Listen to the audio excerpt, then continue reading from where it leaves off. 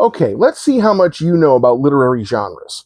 When I say the word detective, who is the first character that comes to mind? Is it Batman? Nancy Drew? Benoit Blanc? Encyclopedia Brown? Shaft?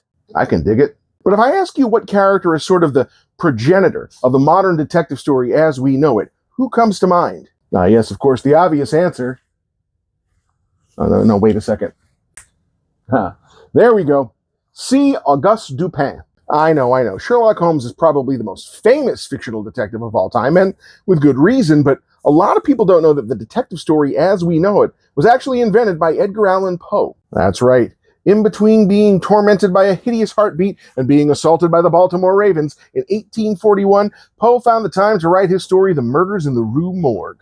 In this story, Dupin solves a bizarre double murder using an ability that Poe called ratiocination. It was a combination of using his intellect, observational skills, and creative reasoning to create a scene almost to the point of being able to see it through the eyes of another person. Dupin was so good at this that at times it actually seemed as though he was reading minds.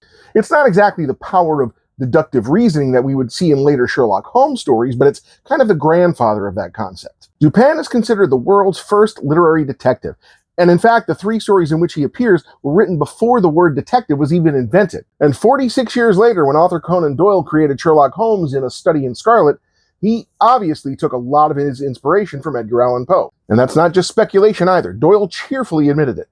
That's a little lesson for you storytellers out there. Everybody steals ideas. The trick is to do it in a way so that it's flattering. Please remember that, Kurt Busiek, creator of Astro City, if you ever happen to read one of my Siegel City novels.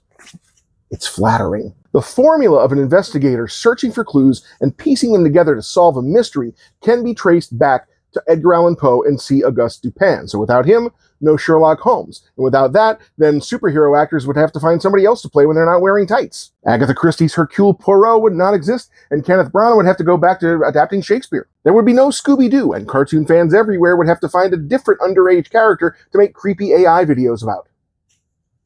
You can't always point to a single character as the origin of an entire genre.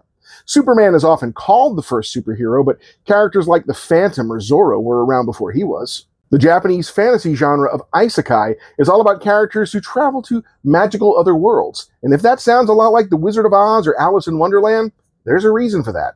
But when it comes to the detective, pretty much everybody agrees that Patient Zero is C. Auguste Dupin, created by Edgar Allan Poe. But everyone still just thinks about that raven. Ugh, it's back again.